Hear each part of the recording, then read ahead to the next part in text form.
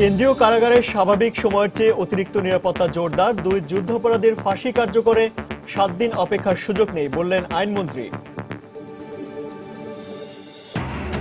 অভ্যন্তরীণ চাহিদা মিটিয়ে এবার রপ্তানি হতে যাচ্ছে দেশীয় চিনি। চলতি মাসেই ভিয়েতনামে পাঠানো হচ্ছে 10,000 মেট্রিক টন চিনি। আজ থেকে বিভাগীয় শহরগুলোতে বসেছে 3 দিনের শীতকালীন কর মেলা।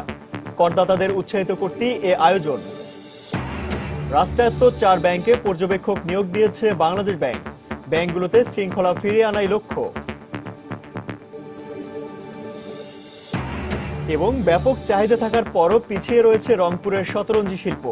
সরকারি সহায়তা পেলে হতে পারে অন্যতম রপ্তানি খাত বলছেন ব্যবসায়ীরা।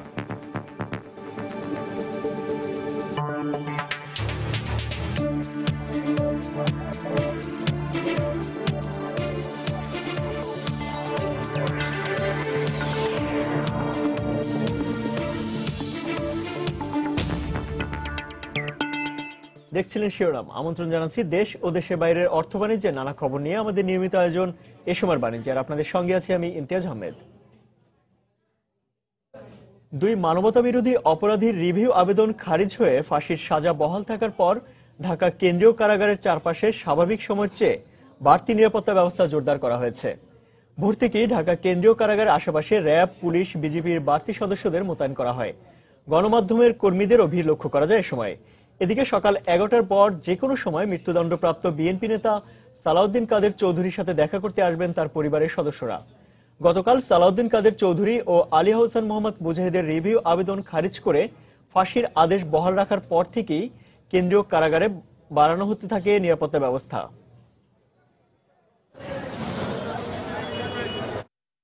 এদিকে আইনমন্ত্রী আনিসুল হক বলেছেন, ফাঁসির দণ্ডপ্রাপ্ত মুজাহিদ ও সালাউদ্দিন কাদের চৌধুরী রাষ্ট্রপতির কাছে ক্ষমা চাওয়ার ক্ষেত্রে জেল কোড মেনে 7 দিন অপেক্ষার সুযোগ নেই।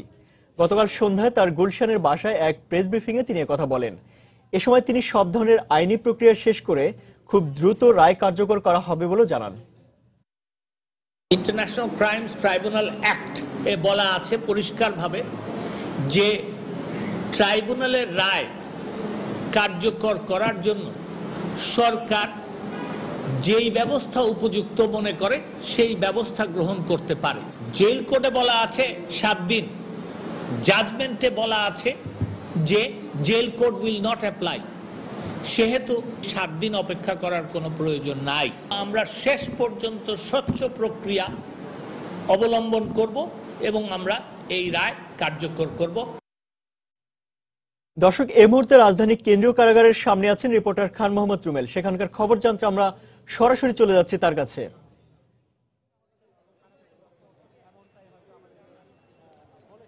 ইমতিয়াজ, আমরা যেটি জেনেছিলাম যে আজকে সকাল 11:30টার সময় সালাউদ্দিন কাদের চৌধুরীর পরিবারের সদস্যরা তার সঙ্গে দেখা করতে আসবেন। তো আমরা শুনেছি যে সালাউদ্দিন কাদের পরিবারের সদস্যরা তারা পথে রয়েছেন এবং কিছুক্ষণের মধ্যে তারা কেন্দ্রীয় কারাগারে এসে পৌঁছবেন, আমরা এমনটাই জেনেছি।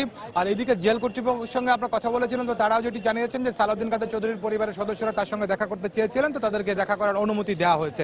তো তার পরিবারের কতজন সদস্য এখানে আসবেন কিংবা কারাগারে আসবেন সেটি আমরা এখনো নিশ্চিত হতে পারিনি। তবে সকালে এর আগে আপনাকে আমি জানিয়েছিলাম যে কেন্দ্রীয় কারাগারে আজকে এই দুই মানবতা বিরোধী অপরাধীর যে ফাঁসির দণ্ডটি কালকে বহাল রেখেছেন রিভিউর আদেশের মাধ্যমে, তো তার পরপর থেকে নিরাপত্তা জোরদার ছিল। তো ঠিক এই মুহূর্তে যখন এখানে খবর এসেছে যে সালাউদ্দিন কাদের চৌধুরীর পরিবারের সদস্যরা তার সঙ্গে দেখা করতে আসছেন, তো তার পরপর কিন্তু আমি দেখেছিলাম যে নিরাপত্তা আরও জোরদার করা হয়েছে। এই মুহূর্তে আমার পিছনে আমি যেটি দেখছিলাম যে র্যাবের সদস্যরা কিন্তু এখানে তারা অবস্থান নিয়েছেন। এবং একটু জানাতে চাই সেটি হচ্ছে যে কেন্দ্রীয় কারাগারে সাধারণত আমরা দেখেছিলাম যে যারা কারা পুলিশ রয়েছে তারাই নিরাপত্তার দায়িত্বে থাকেন, কিন্তু আজকে সকাল থেকে আমরা দেখেছি যে এই এলাকায় র্যাবের অতিরিক্ত সদস্য মোতায়েন রয়েছে, এছাড়া পুলিশের অতিরিক্ত সদস্য কিন্তু কেন্দ্রীয় কারাগার এলাকায় অবস্থান নিয়েছেন।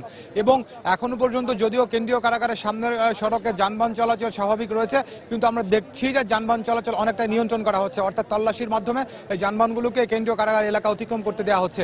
এবং যারা এই কেন্দ্রীয় কারাগারে অন্যান্য বন্দীরা আছেন তাদের স্বজনরা তারা দেখা করতে আসেন কিংবা দর্শনার্থী যারা আসেন, আজকে আমরা দেখছি যে তাদেরকে নির্দিষ্ট একটি জায়গায় মধ্যে তাদেরকে আটকে দেওয়া হচ্ছে, এর ভিতরে এর বাইরে তাদেরকে আসতে দেওয়া হচ্ছে না। তো কারাগার কর্তৃপক্ষের কাছ থেকে আমরা যেটি জেনেছিলাম যে নিরাপত্তার স্বার্থেই তারা এই কাজটি করেছেন, কারণ এখানে দুজন যুদ্ধাপরাধী মানবতা বিরোধী অপরাধী তাদেরকে এখানে রাখা হয়েছে এবং তাদের যে ফাঁসির দণ্ডটি এসেছে সেই দণ্ডটি কার্যকর। আপনি জেনেছেন যে এরই মধ্যে যে আইনি কোনো বাধা নেই, তাহলে আমরা যেটি ধারণা করছি হয়তো বা আজকে থেকে যে কোনো মুহূর্তে কিংবা যে কোনো দিন এই ফাঁসির দণ্ডটি কার্যকর করা হতে পারে। তো কারা কর্তৃপক্ষ আমাদেরকে জানিয়েছে যে সেই বিষয়গুলো মাথায় রেখে তারা এখানে নিরাপত্তা অত্যন্ত জোরদার করেছেন। এবং আরেকটা বিষয় আমরা বলি আপনাকে যে সালাউদ্দিন কাদের চৌধুরী পরিবারের সদস্যরা যদি এখানে আসেন এবং কারাগারের ভিতরে যে সালাউদ্দিন কাদের চৌধুরী রয়েছেন তার সঙ্গে দেখা করেন, তো সেই মুহূর্তে আমি আবারও ফিরবো। তো কেন্দ্রীয় কারাগার থেকে আমার কাছে এখন পর্যন্ত এতটুকুই ছিল। দর্শক, রাজধানীর কেন্দ্রীয় কারাগারের সামনে থেকে সেখানকার সর্বশেষ খবর জানাচ্ছিলেন সহকর্মী খান মোহাম্মদ রুমেল। এবার চলে যাচ্ছে অর্থ বাণিজ্যের অন্যান্য খবরে। দেশের চাহিদা মেটানোর পর এবার চিনি রপ্তানিকারক দেশের তালিকায় নাম লেখাতে যাচ্ছে বাংলাদেশ। বাণিজ্য মন্ত্রণালয়ের অনুমোদন নিয়ে প্রথম পর্যায়ে বিভিন্ন দেশে পাঠানো হবে 60,000 মেট্রিক টন চিনি। এর মধ্যে চলতি মাসেই ভিয়েতনামে 10,000 মেট্রিক টন চিনি পাঠানো হচ্ছে। বিস্তারিত কমলদের রিপোর্টে। বাংলাদেশে বছরে 14 লাখ মেট্রিক টন চিনি চাহিদার মধ্যে মাত্র 77,000 মেট্রিক টন চিনি সরবরাহ করে রাষ্ট্রায়ত্ত মিলগুলো, আর বাকি চিনি চাহিদা মেটানো হয় বেসরকারি কারখানার পরিশোধিত চিনি দিয়ে। শুধুমাত্র রমজান মাসে বেশি চাহিদা থাকলেও অন্যান্য মাসে তা কমে যায়, কিন্তু কারখানাগুলোতে উৎপাদন পুরোদমে চালু থাকায় গুদামে হাজার হাজার মেট্রিক টন চিনি জমে যায়। চিনি যদি রপ্তানি হয়, বাংলাদেশের যে আখ চাষিরা আছে, বাংলাদেশের যে কৃষকরা আছে, এটা মনে হয় বাংলাদেশের অর্থনৈতিক দিক দিয়ে এটা একটা অনেক ভালো একটা দিক হবে। এই অবস্থায় দেশের চাহিদা মিটিয়ে বিদেশে চিনি রপ্তানির উদ্যোগ নিয়েছে সিটি সুগার ইন্ডাস্ট্রিজ লিমিটেড। আর বাণিজ্য মন্ত্রণালয়ের প্রথম পর্যায়ে প্রতিষ্ঠানটিকে 60,000 মেট্রিক টন চিনি রপ্তানির অনুমোদন দিয়েছে। আমরা বর্তমানে যে এলসিটা পাইছি ভিয়েতনাম থেকে, সেখানে 10,000 টন মাল যাবে এবং সেটা এই নভেম্বরের এই বাকি কয়েকদিনের ভিতরে এই 10,000 টন কমপ্লিট করতে হবে। আগে তো আমরা বিদেশ থেকে চিনি আমদানি করে খাইতাম, এখন বাংলাদেশে বিদেশ থেকে ম্যাটেরিয়াল আইনে এগুলো রিভেন করে বিদেশে এক্সপোর্ট করে। এদিকে রপ্তানির জন্য সিটি সুগারের উৎপাদিত চিনি বন্দরে কন্টেনার ভরার কাজ চলছে দ্রুত গতিতে। গুণগত মান হিসেবে মান দিয়ে বিদেশে এক্সপোর্ট করতে পারি, তাহলে ভবিষ্যতে আমরা আরো বেশি বেশি এক্সপোর্ট করার জন্য সুযোগ পাবো বা সহযোগিতা পাবো বিদেশে, তখন বিদেশের চাহিদা আরো বাইরে যাবে। মানটা বজায় রাখার জন্য নিটিং ক্লিন পরিষ্কার, এটা প্রোডাক্ট যেন অপরিষ্কার না হয় ভেবে যাওয়ার জন্য। 252টি কন্টেনারে ভর্তি চিনি নিয়ে একটি জাহাজ কয়েকদিনের মধ্যেই ভিয়েতনামের হাইপং বন্দরের উদ্দেশ্যে চট্টগ্রাম বন্দর ছেড়ে যাবে। কমল দে, সময় সংবাদ, চট্টগ্রাম। রাজধানী সহ দেশের 7টি বিভাগীয় শহরে জাতীয় রাজস্ব বোর্ডের উদ্যোগে আজ থেকে প্রথমবারের মতো শুরু হয়েছে শীতকালীন আয়কর মেলা। সকালে রাজধানীর বেইলি রোডের অফিসার্স ক্লাব প্রাঙ্গণে এ মেলার উদ্বোধন করেন অর্থমন্ত্রী আবুল মাল আব্দুল মুহিত। 3 দিনব্যাপী আয়োজিত এ মেলা প্রতিদিন সকাল 10টা থেকে বিকেল 5টা পর্যন্ত খোলা থাকবে। রাজধানী ছাড়াও চট্টগ্রাম, রংপুর, খুলনা, রাজশাহী, সিলেট ও বরিশাল কর অঞ্চলের নিজ নিজ কমিশনারের কার্যালয়ে শীতকালীন আয়কর মেলার আয়োজন করা হয়েছে। নিয়মিত মেলার মতোই শীতকালীন এ আয়কর মেলায় করদাতারা ইটিআই এ নিবন্ধন, পুনঃনিবন্ধন, রিটার্ন ফর্ম জমা দিতে পারবেন করদাতারা।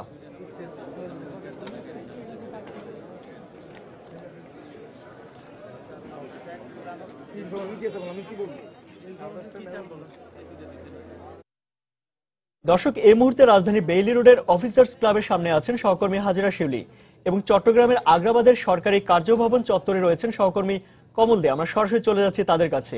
শুরুতে যাচ্ছি হাজিরা শিউলির কাছে।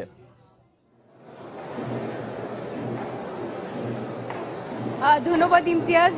কিছুক্ষণ আগে অফিসার্স ক্লাবে 3 দিনব্যাপী শীতকালীন আয়কর মেলার উদ্বোধন করেছেন অর্থমন্ত্রী। এবং এখানে একটি বিষয় জানিয়ে রাখি যে 2010 সাল থেকে কিন্তু প্রতি বছর ধারাবাহিকভাবে 6টি বিভাগীয় শহর এবং ঢাকা সহ 6টি বিভাগীয় শহরে আয়কর মেলা আয়োজন করে আসছে এনবিআর। এবং তবে এবারই কিন্তু প্রথমবারের মতো শীতকালীন আয়কর মেলার আয়োজন করা হয়েছে। এবং এই ক্ষেত্রে অর্থমন্ত্রী কিছুক্ষণ উদ্বোধনের সময় যেটি বলেছেন যে দেখা যায় যে আয়কর মেলায় খুব সহজে এবং ওয়ান স্টপ সেবার মাধ্যমে আয়কর প্রদানের সুযোগ থাকায় আয়করদাতারা তারা খুব উদ্বুদ্ধ হন এবং অনেকেই খুব খুশি মনেই আয়কর মেলায় তাদের রিটার্ন দাখিল করে কর পরিশোধের ব্যাপারে তাদের আগ্রহটা বেশি থাকে। সে কারণে যেহেতু এখন এখানে আরেকটি বিষয় জানিয়ে রাখি যে এবার সেপ্টেম্বর মাসে কিন্তু আয়কর রিটার্ন দাখিলের সময় শেষ হয়ে গেল আয়কর প্রদানের সুবিধার্থে, এবং সেই সময়ে বেশ কিছু সমস্যা থাকায় 2 মাস বাড়িয়ে দেওয়া হয়েছে এবং নভেম্বর পর্যন্ত বাড়িয়ে আয়কর রিটার্ন দাখিলের সময় নির্ধারণ করা হয়েছে। এবং এই শেষ সময় এসে যেন আয়করদাতারা তাদের রিটার্ন দাখিল করতে পারেন এবং খুব সহজে কর পরিশোধ করতে পারেন সেই উদ্দেশ্য নিয়েই এবার প্রথমবারের মতো চট্টগ্রাম সহ ঢাকা সহ 6টি বিভাগীয় শহরে শীতকালীন আয়কর মেলার আয়োজন করা হয়েছে এবং এখানে যে অফিসার্স ক্লাবে ঢাকার 15টি কর অঞ্চলের বুথ স্থাপন করা হয়েছে এবং সকাল থেকেই আমরা দেখতে পাচ্ছি যে আজকে প্রথম দিন হলেও আয়করদাতাদের বেশ সাড়া আছে এবং বিভিন্ন বুথে লাইন ধরেই কিন্তু করদাতারা তাদের রিটার্ন দাখিল করছেন এবং এখানে EITN নিবন্ধনের সুযোগ রাখা হয়েছে এবং করদাতারা যারা ব্যাংকের নিয়ে আসবেন তারা এখানে করও পরিশোধ করতে পারবেন। তো মূলত যেটি বলেছেন কর বান্ধব পরিবেশে এবং খুব হয়রানি মুক্তভাবে করদাতাদেরকে কর প্রদানে উদ্বুদ্ধ করার লক্ষ্যেই এই আয়কর মেলা এবং এখানে একটি বিষয় জানিয়ে রাখি যে এবছর যে রাজস্ব আদায়ের NBR থেকে যে রাজস্ব আদায়ের টার্গেট নির্ধারণ করা হয়েছে 65,932 কোটি টাকা, এর মধ্যে 37% হচ্ছে আয়কর খাত থেকে যাবে এবং আয়কর আদায় যে লক্ষ্যমাত্রা পূরণ এবং করবান্ধব পরিবেশে করদাতাদেরকে কর প্রদানে উদ্বুদ্ধ করার জন্যই এবার প্রথমবারের মতো এই আয়কর মেলা এবং আরও 2 দিন চলবে এবং এখানে আরেকটি বিষয় জানিয়ে রাখি যে উত্তরা কর অঞ্চল 9-এ কিন্তু আরেকটি কর মেলা চলছে এবং ঢাকায় 2টি কর মেলার আয়োজন করা হয়েছে এবং চট্টগ্রাম এবং অন্যান্য বিভাগীয় শহরেও আয়কর মেলা চলছে। এই মুহূর্তে আমরা চট্টগ্রামের আয়কর মেলার খবর জানতে চলে যাচ্ছি আমাদের সহকর্মী কবলদের কাছে। ধন্যবাদ শিউলি, আপনি বলছিলেন রাজধানী ঢাকার কথা, এবার আমি একটু বন্দরনগরী চট্টগ্রামের কথা বলি। বন্দরনগরী চট্টগ্রামে যে শীতকালীন আয়কর মেলা শুরু হয়েছে কিছুক্ষণ আগে, চট্টগ্রামের সিটি কর্পোরেশনের মেয়র আজম নাসির উদ্দিন এই মেলার উদ্বোধন করেন। এছাড়া আয়কর বিভাগের উদ্বোধন কর্মকর্তারা কিন্তু এখানে উপস্থিত ছিলেন। মূলত চট্টগ্রামে 4টি কর অঞ্চল রয়েছে, সেই কর অঞ্চলের কর্মকর্তারা এই 4টি বুথে কাজ করছেন। এখানে মূলত রিটার্ন দাখিল এবং টিন নাম্বার যে রয়েছে তার রেজিস্ট্রেশন এবং রেজিস্ট্রেশনের কাজ করা হচ্ছে। এক্ষেত্রে আমরা দেখি 4টি কর অঞ্চলের বাইরে কিন্তু বৃহৎ যে করদাতা ইউনিট রয়েছে তাদের জন্য ইনস্টল করা হয়েছে এবং সকাল থেকে বিপুল সংখ্যক উদ্যোগী মানুষ কিন্তু এই আয়কর রিটার্ন দাখিলের জন্য এখানে এসে ভিড় করছেন। আমরা দেখেছি কিছুক্ষণ আগেও কিন্তু এই ভিড় বেড়েছে, অর্থাৎ আরো আয়কর বিভাগের কর্মকর্তারা বলছেন হয়তো শুক্র এবং শনিবার হয়তো আয়করটা এক্ষেত্রে ভিড় আরো বাড়বে এবং আপনারা তারা জানেন যে তারা বলছে সেপ্টেম্বর মাসে যে আয়কর মেলা হয়েছিল এখানে চট্টগ্রামে তা বৃহৎ পরিসর হয়েছিল এবং ব্যাপক তারা সাড়া পেয়েছিলেন। তার প্রেক্ষিতে আশা করছেন এই বিষয়ে আরো সাড়া পাওয়া যাবে। এই বিষয়ে আমরা এখন কথা বলবো চট্টগ্রামের অতিরিক্ত কর কমিশনার বজলুল কবির ভূঁইয়ার সাথে। এবারের মেলার উদ্দেশ্য, লক্ষ্য এবং উদ্দেশ্য কি থাকছে আপনাদের? আপনারা নিশ্চয়ই জানেন যে আমরা চট্টগ্রামের কর প্রশাসন 8,750 কোটি টাকার টার্গেট নিয়ে কাজ করছি। ইতিমধ্যে আমরা প্রায় 2,000 কোটি টাকা আয়কর বাবদ আদায় করেছি। এই আয়কর মেলার প্রধান উদ্দেশ্য হচ্ছে যে আমরা করদাতাদের সেবা প্রদানে একত্রিতভাবে একসাথে সেবা দেওয়া এবং করদাতাদের মধ্যে যে ভীতির যে বিষয়টা আসে, হয়রানির যে বিষয়টা আসে, এটাকে দূর করে দেওয়া। একই সঙ্গে আমাদের যারা কর কর্মকর্তা আছে, কর্মচারী আছে, তারাও করদাতাদের সাথে সরাসরি মিশতে পারছে। আমরা আশা করছি আজকে কাল পরশু এই 3 দিনে আমাদের এখানে ব্যাপক সাড়া পড়বে। আজকেই প্রথম উদ্বোধন হলো এবং আমরা আশা করছি এই আয়কর মেলায় আমাদের সাফল্য আসবে ইনশাল্লাহ। Thank you. ধন্যবাদ। আমরা কথা বলছিলাম অতিরিক্ত কর কমিশনার বজলুল কবির ভূঁইয়ার সাথে। তিনি আমাদেরকে জানিয়েছিলেন মূলত যারা সাধারণ করদাতা রয়েছেন তাদের মধ্যে যে আয়কর নীতি যে ভীতি রয়েছে সেই ভীতি কাটানোর জন্য মূলত সেপ্টেম্বর মাসে মূল যে মেলা, এরপর শুরু হচ্ছে শীতকালীন মেলা। এই মেলা চলবে আরও আগামী 2 দিন পর্যন্ত। এক্ষেত্রে সকাল 10টা থেকে বিকেল 5টা পর্যন্ত সাধারণ মানুষরা এসে এখানে আয়কর রিটার্ন দাখিল করতে পারবে এবং তাদের যে টিন নাম্বার আছে টিন নাম্বার রেজিস্ট্রেশন এবং রেজিস্ট্রেশন করতে পারবে। এখন পর্যন্ত বলা যাচ্ছে যে ব্যাপক উৎসব উদ্দীপনার মধ্যে দিয়ে কিন্তু এই শীতকালীন যে আয়কর মেলা তাই চলছে। এখন পর্যন্ত এ ছিল চট্টগ্রাম থেকে আয়কর মেলা সর্বশেষ। আমরা এখন ফিরে যাচ্ছি স্টুডিওতে। ইমতিয়াজ।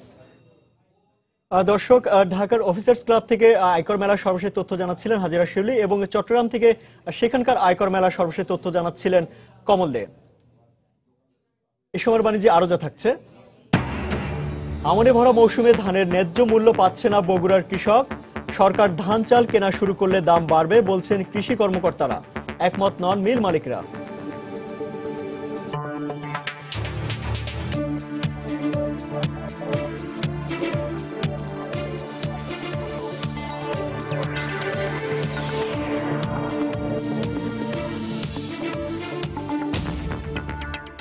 রাষ্ট্রায়ত্ত 4টি ব্যাংকে 4 জন নির্বাহী পরিচালককে পর্যবেক্ষক হিসেবে নিয়োগ দিয়েছে বাংলাদেশ ব্যাংক। বুধবার 4 ব্যাংকে এ সংক্রান্ত চিঠি পাঠানো হয়েছে। ব্যাংকগুলো হলো সোনালী, অগ্রণী, জনতা এবং রূপালী ব্যাংক। এই 4টি ব্যাংকের সঙ্গে করা সমঝোতা চুক্তি অনুযায়ী ব্যাংকগুলোর আর্থিক সূচকে উন্নতি না হয় এই সিদ্ধান্ত নেয় কেন্দ্রীয় ব্যাংক। পর্যবেক্ষকরা ব্যাংকের পরিচালনা পর্ষদ, ক্রেডিট ও অডিট কমিটি সহ গুরুত্বপূর্ণ সব বৈঠকে উপস্থিত থাকবেন। এছাড়া যে কোনো বৈঠকে অনুষ্ঠিত হওয়া 3 কার্যদিবস আগে সংশ্লিষ্ট কাগজপত্র পর্যবেক্ষকদের কাছে পাঠাতে হবে। আইন বিরোধী কিছু ঘটলে তার কেন্দ্রীয় ব্যাংকের কাছে রিপোর্ট করবে নিয়োগপ্রাপ্ত পর্যবেক্ষকরা। তারা হলেন মোহাম্মদ নওশিদ আলী চৌধুরী, আহমেদ জামাল, নির্মল চন্দ্র ভক্ত এবং মোহাম্মদ আব্দুর রহিম।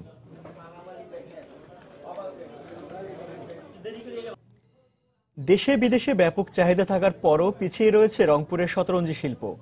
ব্যবসায়ীরা বলছেন, শ্রমঘন এবং স্বল্প পুঁজির ব্যবসা হয় এটি হতে পারে অন্যতম একটি রপ্তানিমুখী শিল্প। এক্ষেত্রে আর্থিক সহায়তা এবং সরকারি পৃষ্ঠপোষকতা আশা করছেন এই শিল্পের সঙ্গে জড়িতরা।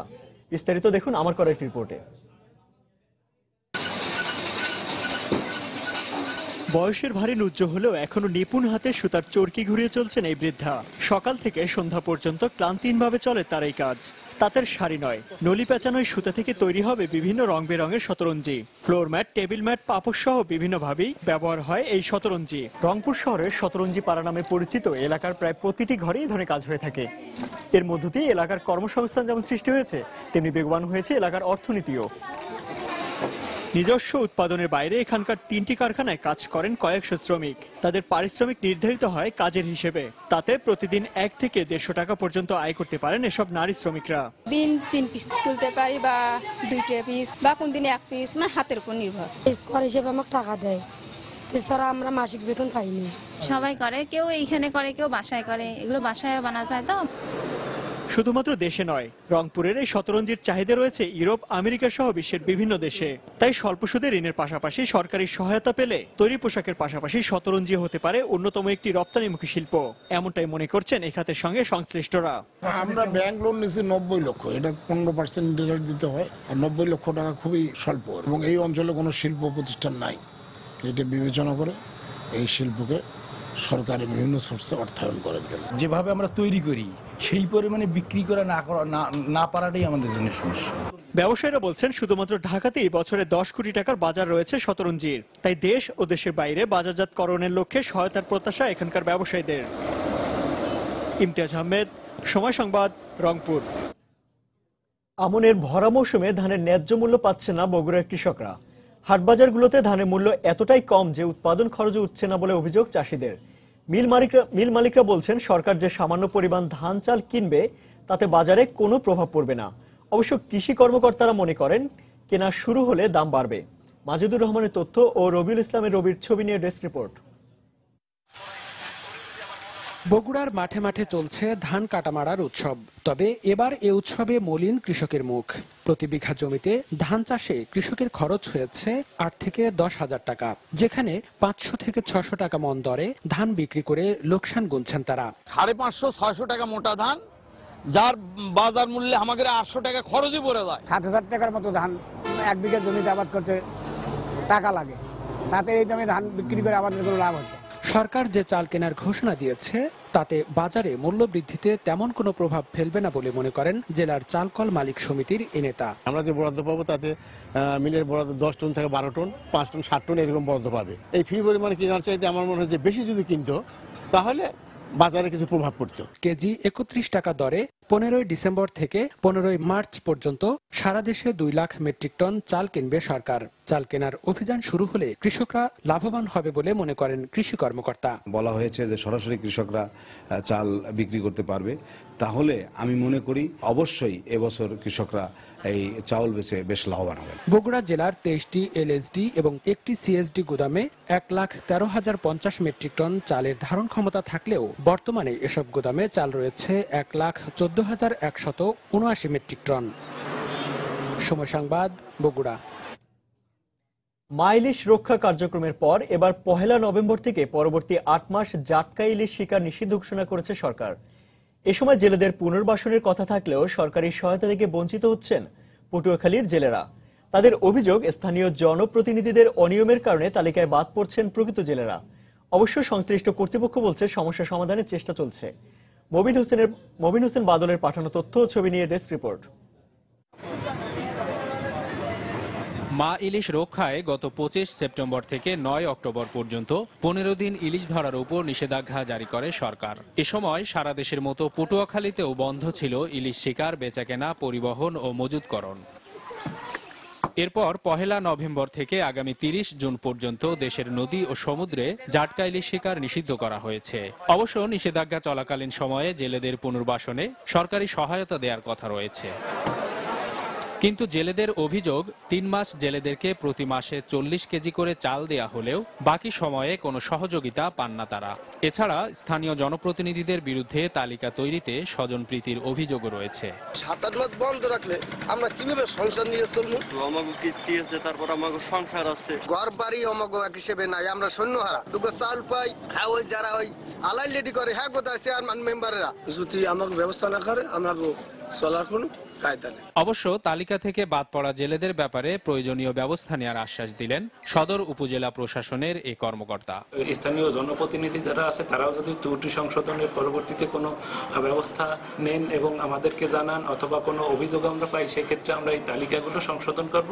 মৎস্য বিভাগের তথ্য মতে পটুয়াখালী জেলায় প্রায় 50,000 জেলে রয়েছেন, আর তাদের পরিবারের সদস্য সংখ্যা প্রায় 2 লাখ। সময় সংবাদ, পটুয়াখালী। শিগগিরই ক্ষুদ্র ও মাঝারি শিল্প খাতের জন্য সিঙ্গেল ডিজিটে ব্যাংক ঋণের ব্যবস্থা করা হবে বলে জানিয়েছে বাংলাদেশ ব্যাংকের deputy governor S K Chowdhury. আর শিল্পমন্ত্রী আমির হোসেন আমু বলেছেন, বিসিক শিল্পনগরীতে বরাদ্দ পাওয়ার পরও কাজ শুরু না হয় প্লটের বরাদ্দ বাতিল করা হবে।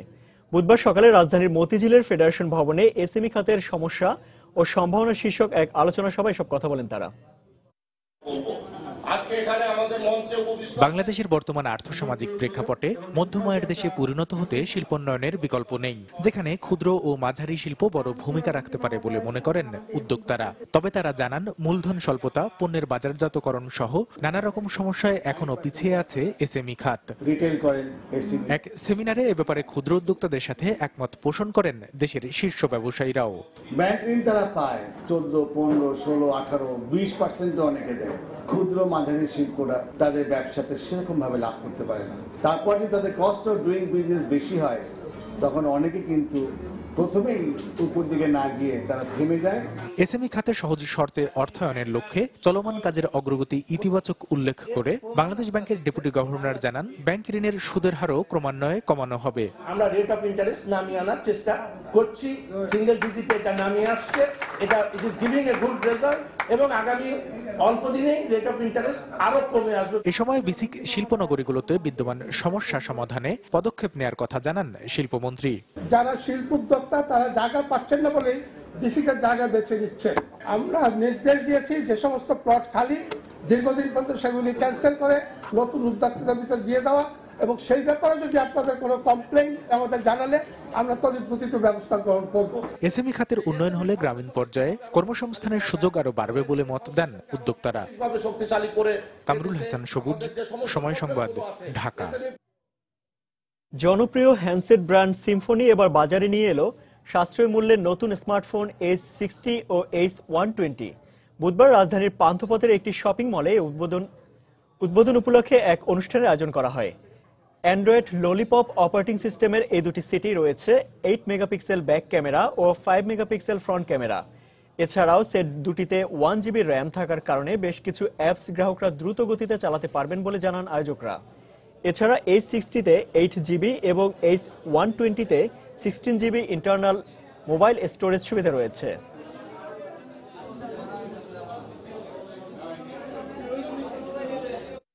গোপালগঞ্জে ফার্স্ট সিকিউরিটি ইসলামী ব্যাংকের লিমিটেডের 147তম শাখা উদ্বোধন করা হয়েছে। গতকাল দুপুরে নতুন শাখার উদ্বোধন করেন ব্যাংকের ব্যবস্থাপনা পরিচালক সৈয়দ ওয়াসেফ মোহাম্মদ আলী। শহরের পুরাতন বাজার রোড এলাকায় বেলায়েত হোসেন প্লাজার 2য় তলায় আনুষ্ঠানিকভাবে এ শাখার কার্যক্রম শুরু করা হয়। এ সময় ব্যাংকের অতিরিক্ত ব্যবস্থাপনা পরিচালক কাজী ওসমান আলী মুস্তফা খায়ের, সৈয়দ হাবিব হাসনাত এবং খুলনা অঞ্চলের ব্যবস্থাপনা পরিচালক আব্দুর রশিদ সহ গোপালগঞ্জ শাখার কর্মকর্তারা, সরকারি বেসরকারি কর্মকর্তা এবং স্থানীয় ব্যবসায়ী ও গ্রাহকরা উপস্থিত ছিলেন।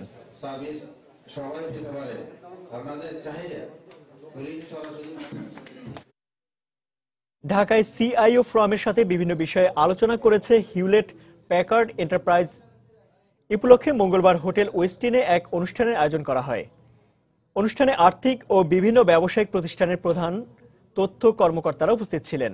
এ সময় প্রতিষ্ঠানটির আগামী দিনের লক্ষ্য এবং গ্রাহক সেবার মানসহ বিভিন্ন বিষয় তুলে ধরেন এইচপির দক্ষিণ পূর্ব এশিয়া, তাইওয়ান ও হংকং এর আঞ্চলিক ব্যবস্থাপনা পরিচালক নারিন্দার কাপুর ও মহাব্যবস্থাপক ভিজেই বালান। এইচপি উচ্চ ক্ষমতাসম্পন্ন পণ্যের মাধ্যমে গ্রাহকদের সেবা দিতে চায় বলেও এ সময় জানান তারা। প্রাথমিকভাবে রোগ নির্ণয়ের দক্ষতা অর্জন করতে না পারায় দেশে বাড়ছে অকাল মৃত্যুর হার, যার নেতিবাচক প্রভাব পড়েছে সামগ্রিক অর্থনীতিতে। মঙ্গলবার রাজধানীর মহাখালীর ব্র্যাকিন সেন্টারে আর্ক ফাউন্ডেশন ও স্বাস্থ্য অধিদপ্তর আয়োজিত এক কর্মশালায় এমন অভিমত দেন স্বাস্থ্য বিশেষজ্ঞরা। স্বাস্থ্যসেবার বিভিন্ন স্তরে অসংক্রামক ব্যাধি নিয়ন্ত্রণে ব্যবস্থা ও পর্যবেক্ষণ শক্তিশালীকরণ বিষয়ে আয়োজিত কর্মশালায় দেশের বিভিন্ন হাসপাতালে চিকিৎসকদের পাশাপাশি অর্থনীতিবিদরাও অংশগ্রহণ করেন।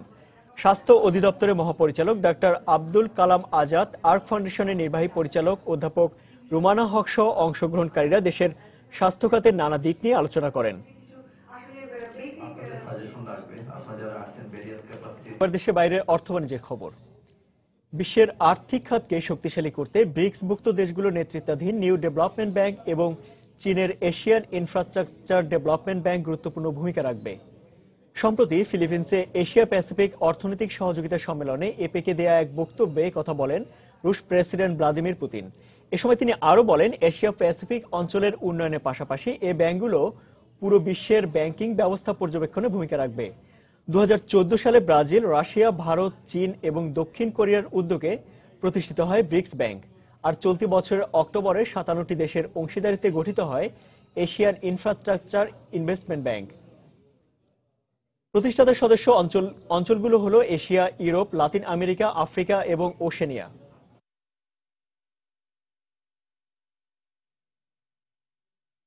উনিশশো সালের পর থেকে এখন পর্যন্ত মোট 7 বার মন্দার মুখে পড়েছে জাপানের অর্থনীতি, যার ফলে বিশ্বের দ্বিতীয় শীর্ষ অর্থনীতির স্থান হারাতে হয়েছে দেশটিকে।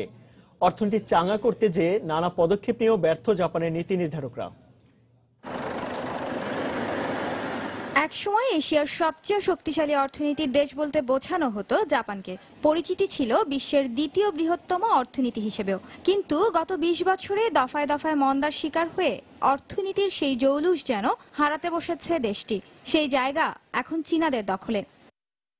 মূলত গত 2 দশকেরও বেশি সময় ধরে চলা মূল্য সংকোচন সমস্যা, বয়স্ক লোকের সংখ্যা বাড়া, বিশ্বমন্দার প্রভাবে রপ্তানি ক্ষতিগ্রস্ত হওয়া এবং 2011-র ভয়াবহ সুনামি জাপানের এই দুর্দশার জন্য দায়ী। কিন্তু বিক্রয় কর বাড়ানো, সম্প্রসারণশীল মুদ্রানীতি গ্রহণ সহ দফায় দফায় নানা উদ্যোগ নিয়েও পরিস্থিতির কোনো উন্নয়ন করতে পারেনি নিত্য নতুন প্রযুক্তির উদ্ভাবক এই দেশটির নীতি নির্ধারকরা। বরং বিক্রয় কর বাড়ানোয় কেনাকাটায় নিরুৎসাহিত হয়ে পড়েছেন জাপানিরা, যার মাসুল গুনতে হচ্ছে দেশটির অভ্যন্তরীণ অর্থনীতিকে।